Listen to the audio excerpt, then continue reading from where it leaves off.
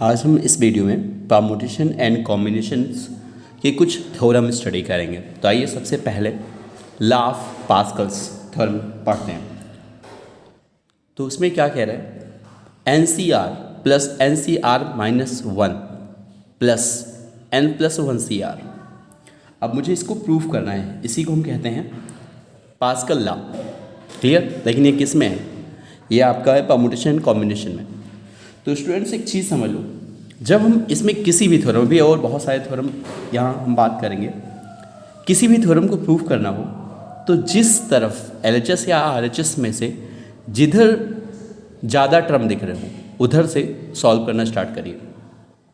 तो जैसे यहाँ क्या लिखा हुआ है, NCR, तो LHS मैंने ले लिया और यहाँ लिखा NCR plus NCR minus one.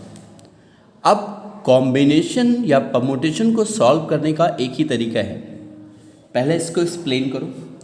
तो इसका एक्सप्लेनेशन जानते हो आप, जैसे यहाँ जब लिखा रहता है NCR तो क्या लिखते हो, factorial N factorial R and N minus R, ऐसे लिखते हो।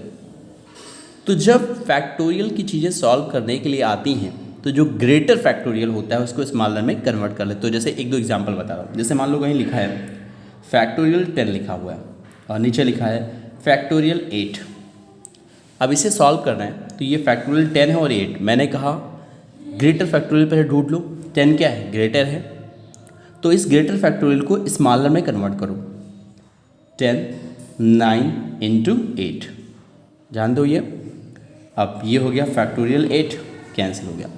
तो ये आसान तरीका होता है कैलकुलेशन के लिए। 10 9 से कितना आ गया, 90। तो वही यहाँ भी हम फॉलो करेंगे, पहले इसको एक्सप्लेन करेंगे इसके अकॉर्डिंग। तो क्या लिखोगे, factorial n and factorial r and n minus r plus इसको भी लिखूँ फैक्टोरियल n। अब यहाँ r की जगह पे क्या है, r minus one, factorial r minus one and factorial n minus, ये लिखोगे आप r माइनस वन। यहाँ तक क्लियर? अब आगे देखो हमें क्या करना है। अब ये जो टर्म्स है, मैंने क्या कहा, जब आप फैक्टोरियल में बनाते हैं तो इसमें ग्रेटर और स्मॉलर को ढूंढ लो। अब कैसे ढूंढोगे? अब जैसे यहाँ देखो r है वेरिएबल, यहाँ n minus r minus one है, तो आ जाओ पहले तो एक बार एक्सप्लेन कर लो इसको। लिखा आपने फैक्टोरियल n और यहाँ लिख दिया factorial r n minus r और यहाँ लिखा आपने फैक्टोरियल n, ये r माइनस वन ही रहने दिया। और इसको क्या लिखोगे, फैक्टोरियल n, ये ओपन होगा तो प्लस वन हो जाएगा, n minus r plus one. अब स्टूडेंट सबसे पहला काम जो कॉमन है पहले कॉमन कर लो। यहाँ क्या कॉमन है, फैक्टोरियल n कॉमन दिख रहा है। अब दूसरा काम क्या करने जा रहे हैं, जो बचा है पहले लिख दो। अब नेक्स्ट जो वर्क हमें करना है वो ये करना है, फैक्टोरियल के अंदर सेम वेरिएबल कहाँ है। सेम वेरिएबल मीन्स जैसे देखो यहाँ n minus are plus one दिख रहा है, यानी n r दोनों है, तो इसमें भी n r दोनों है। तो इन दोनों में से, इसमें और इसमें से ये देख लो कि कौन ग्रेटर है। तो ये n minus are plus one greater है। तो मैंने कहा फैक्टोरियल को सॉल्व करने के लिए क्या करते हैं, ग्रेटर को ढूंढते हैं, स्मॉलर में कन्वर्ट करते हैं।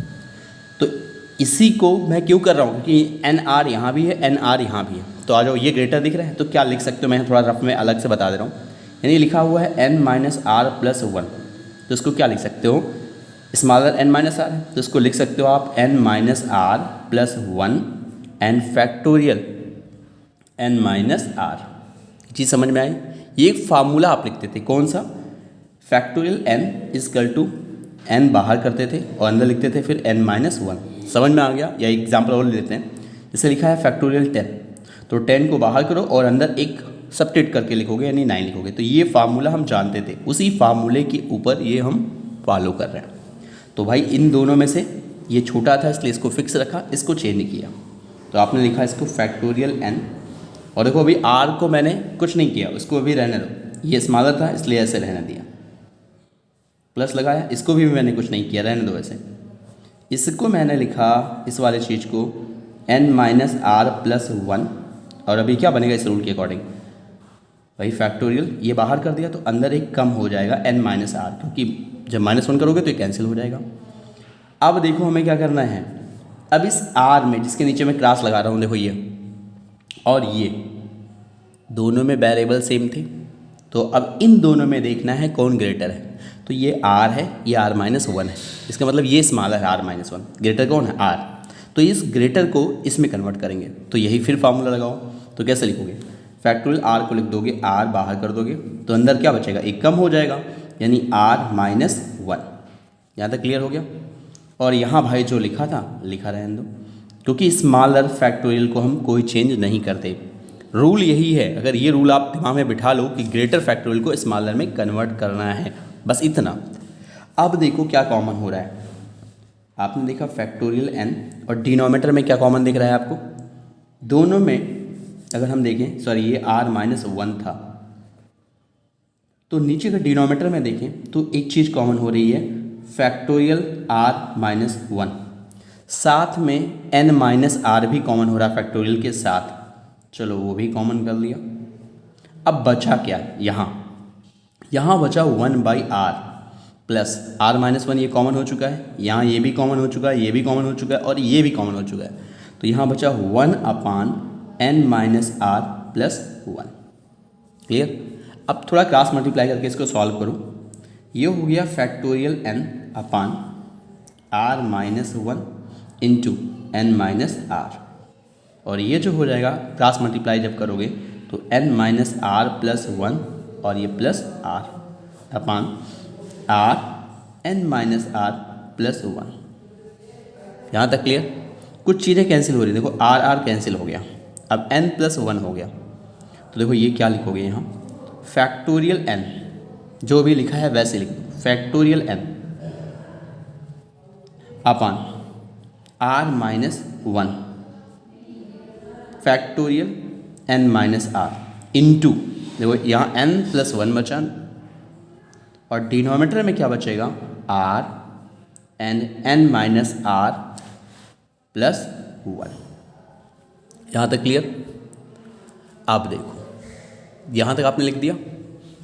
अब अगला स्टेप जो लिखोगे स्टूडेंट्स, एक चीज़ फिर से ये रिवाइज करा दूँ, ये देखो जैसे ये लिखा था फैक्टोरियल n को हम क्या लिख सकते हैं, n-1, तो इसके अकॉर्डिंग एक और एग्जांपल बता दूँ, इसका उल्टा भी चल सकते हो। जैसे मान लो लिखा है कहीं 10 फैक्टोरियल के साथ और यहाँ 11 आ गया, तो इसको डायरेक्ट क्या लिख सकते हो, फैक्टोरियल 11, मतलब यही फार्मूला सेम, बस उल्टा चल रहा है।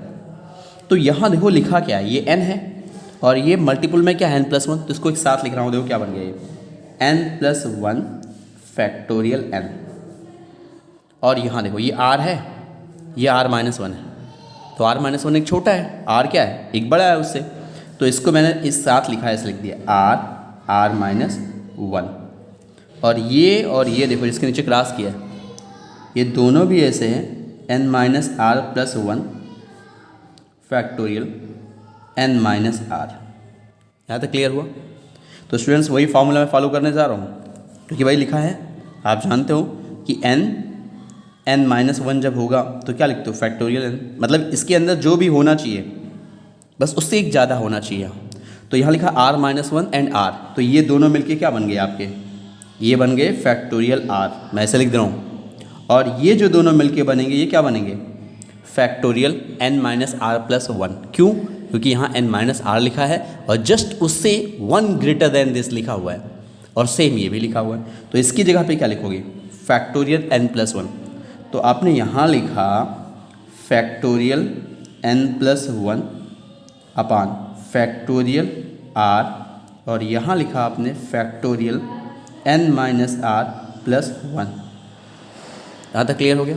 अब इसको डायरेक्ट आप वो लिख सकते हो, लेकिन जैसे किसी स्टूडेंट्स के दिमाग में आ जाए कि सर 20 से मैं नहीं बना पाऊंगा, तो यहाँ LHS कर लिया, तो आ जाओ RHS को भी सॉल्व कर देते हैं। LHS और RHS अगर सेम आ गया तो प्रूफ हो जाएगा।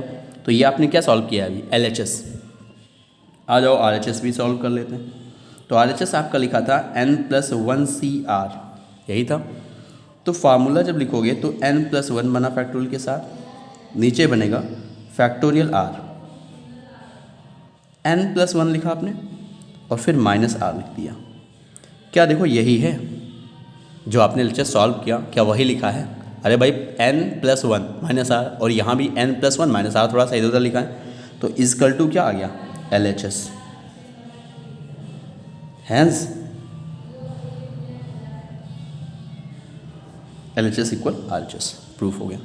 ऐसे ही जितने भी थ्योरम होंगे यानी कॉम्बिनेशन या परम्यूटेशन के, सीधा जिधर मोर देन वन, जिधर ज़्यादा टर्म दिखें उसको सॉल्व करते जाओ, और जहाँ ग्रेटर फैक्टोरियल दिखे स्मॉलर में चेंज करते जाओ। क्लियर? तो आई होप आपको समझ में आया होगा। Okay students.